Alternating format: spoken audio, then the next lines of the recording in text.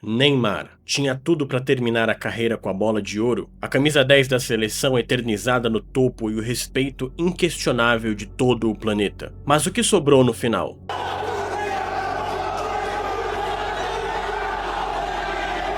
Frustração, deboche e uma sensação desconfortável de que o talento mais absurdo da geração brasileira se tornou o homem mais amargurado do futebol mundial. Em educar esse rapaz, nós vamos criar um monstro. Nós estamos criando um monstro no futebol brasileiro. Ele diz que o mundo não o entende. O mundo diz que ele destruiu a própria história. E esse vagabundo desse Neymar, que é idolatrado por um bando de criança e fez as palhaçadas dele aqui, ainda veio provocar. Então, a gente é culpado de idolatrar um bando de vagabundo como um cara dele. Mas a verdade que ninguém quer encarar é muito pior do que isso. E eu vou te provar nos próximos minutos. Seja muito bem-vindo ao canal Cine Esportes. Pegue a sua pipoca, porque hoje nós iremos falar por que o Neymar é do jeito que é. Capítulo 1. O garoto que conquistou o Brasil.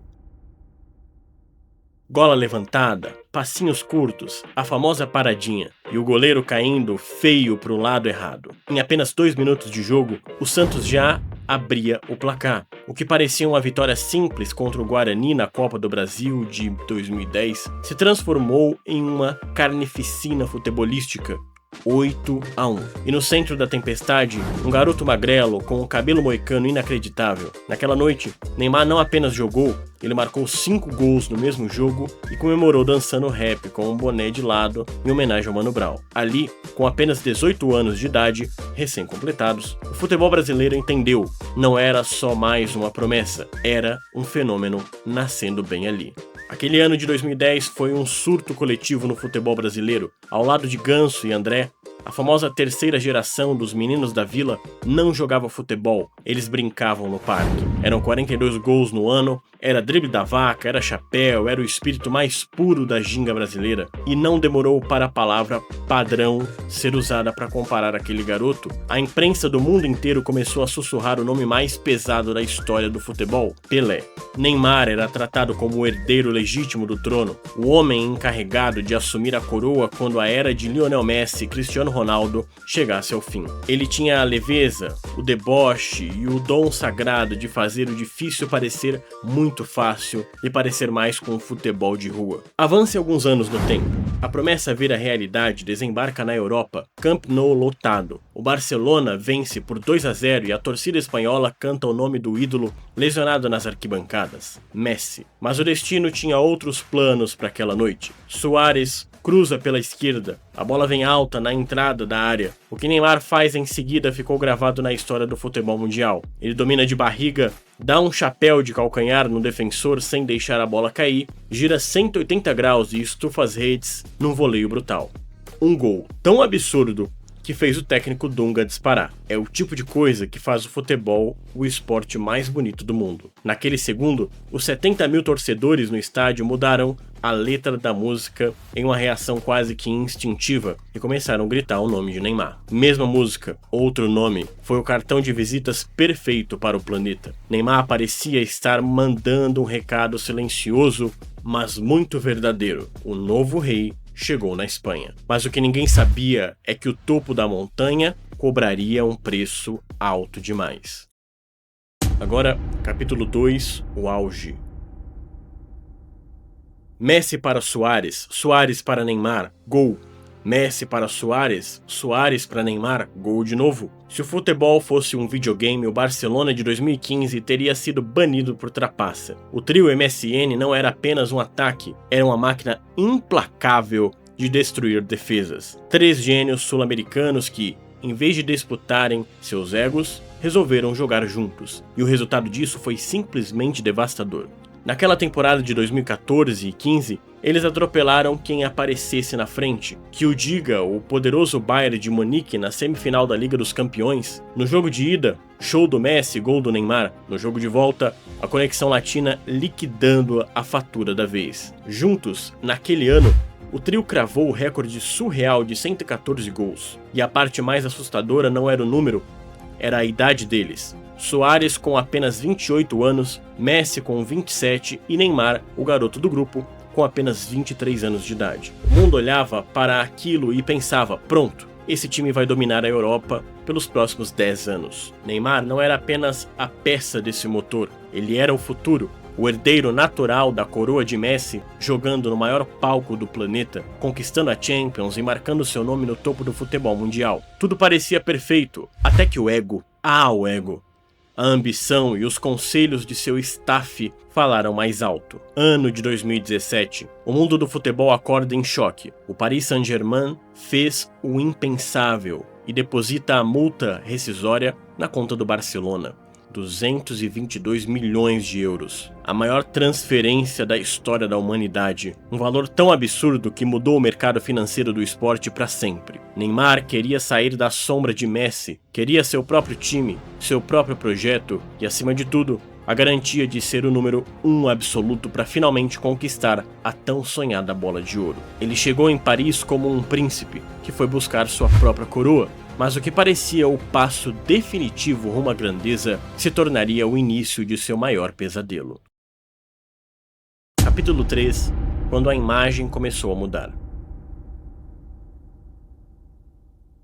E de repente, a magia deu lugar ao deboche. Copa do Mundo de 2018, o Brasil chora a eliminação para a Bélgica, mas a imprensa internacional só consegue falar de uma coisa. Não era sobre o talento mais do Neymar, era sobre o teatro. De um dia para o outro, o menino de ouro virou o Neymar para a imprensa espanhola e o simulador para os jornais argentinos. Enquanto o mundo cobrava a postura de um líder, a imagem de Neymar rolando pelo gramado viralizou como meme global. Ali, o planeta começava a se perguntar, ele quer ser um mito do futebol ou um ator de Hollywood? Mas a crise dentro de campo não era o único problema. Fora dele, o abismo só aumentava. Outubro de 2023. Neymar rompe o ligamento do joelho em um jogo pela seleção. Uma lesão devastadora que exigiria foco absoluto. A resposta dele? Um navio cruzeiro. Em pleno processo de recuperação, nasce o Ney em alto mar. 3 dias de festa, celebridades, bebidas e ostentação. E quando ele finalmente reaparece para treinar na Arábia Saudita, o choque. Rosto inchado, fotos vazadas e capas de jornais pelo mundo inteiro ironizando a forma física do atacante. A imprensa espanhola não perdoou. Uma mudança física preocupante. A percepção pública já não era mais sobre o seu futebol, era sobre suas prioridades. A coisa fugiu tanto do controle que as críticas deixaram de vir apenas de grandes capitais do futebol. Uma publicação histórica da Finlândia colocou Neymar na capa com um título impetuoso. Ele havia se tornado uma piada no cenário internacional. Um talento geracional que jogou a própria carreira no lixo. Nem mesmo o retorno ao futebol brasileiro conseguiu resgatar o encanto. De volta ao Santos, o menino Ney, que um dia uniu o país, passou a bater de frente com a própria torcida. Derrotas amargas, atuações apagadas e episódios lamentáveis de intimidação contra torcedores nas arquibancadas. O jogador que antes pedia para a torcida cantar, agora trocava ofensas com quem pagava o ingresso. Você pode até dizer que isso é normal. Um jogador brasileiro retornar do exterior, menos valorizado e jogando um pouco menos. É verdade, Ronaldo Fenômeno foi um exemplo. Veio para o Brasil, jogou pelo Corinthians, mas a diferença é que a torcida amava ele. Mesmo com as críticas ao seu corpo, a relação dele com o torcedor era muito boa. E aqui que tá a diferença, o psicológico. Nas entrevistas de Neymar, a defesa era sempre a mesma.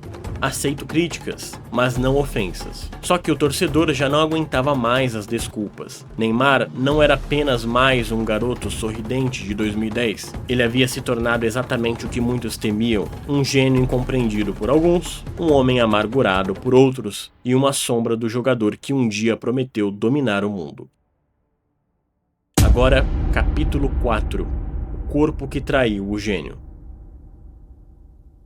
Existe um inimigo contra o qual nem mesmo o talento mais genial do mundo consegue lutar. Ele é o próprio corpo. Para um jogador que dependia da explosão, da arrancada seca, do drible imprevisto e da velocidade, cada músculo e cada osso eram suas armas de trabalho. Mas, ao longo dos anos, o corpo de Neymar se transformou em uma prisão. A carreira que deveria ser contada por títulos começou a ser contada por diagnósticos médicos. Julho de 2014, Copa do Mundo no Brasil.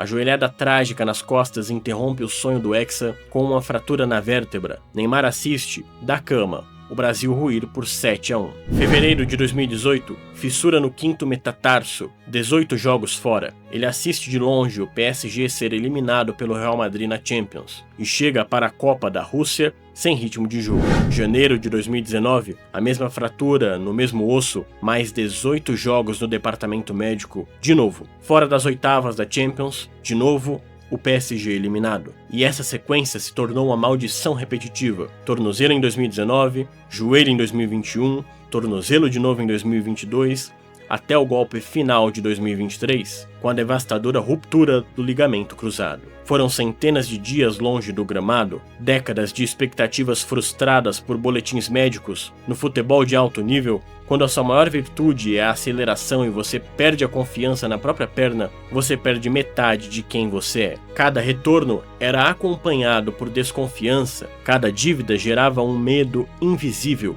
e a pressão psicológica tornava tudo mais pesado. Muitos viam fragilidade, outros viam falta de cuidado. Mas a verdade é que ver o tempo passar e o topo do mundo se distanciar enquanto se está preso em uma mesa de cirurgia muda a cabeça de qualquer atleta. A dor física passou, mas a dor de ver a história, que poderia ter sido escrita de forma diferente, se desfazer perante os seus olhos através do tempo, essa dor nunca foi embora. Agora, capítulo 5. O menino que se recusou a crescer. Se você puxar pela memória, vai lembrar de como tudo começou.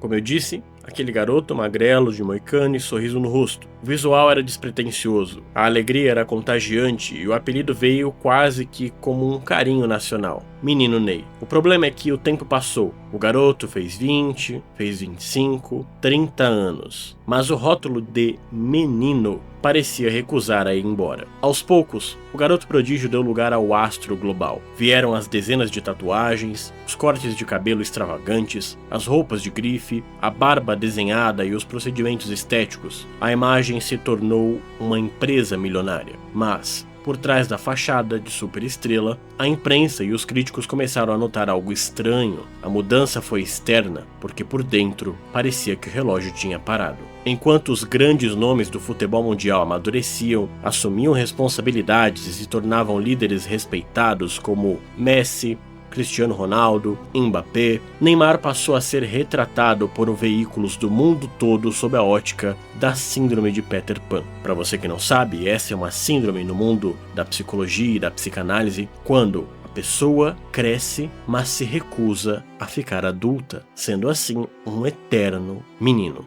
Ou seja, grosso modo, o homem que se recusa categoricamente a envelhecer. Mídia, analistas e até ex-jogadores começaram a apontar o mesmo padrão, a extrema irritação com críticas, a intolerância a limites e as reações impulsivas às farras em momentos inoportunos. Para muitos, a imagem que sobrou foi a de um adulto preso em um comportamento de uma criança mimada, um gênio individualista que nunca aceitou que o mundo não gira ao seu redor. Mas a culpa é só dele? Ou o futebol criou uma bolha de permissividade onde ninguém nunca teve a coragem de dizer a palavra não a ele? Entre o menino que encantou o país e o homem que hoje responde torcedores na arquibancada, ficou o rastro de uma carreira gigantesca, mas que sempre deixará a mesma pergunta incômoda no ar. Neymar foi vítima da própria fama ou refém da sua incapacidade de crescer? Esse web documentário não é para analisar a habilidade de Neymar. Ele, sem dúvida,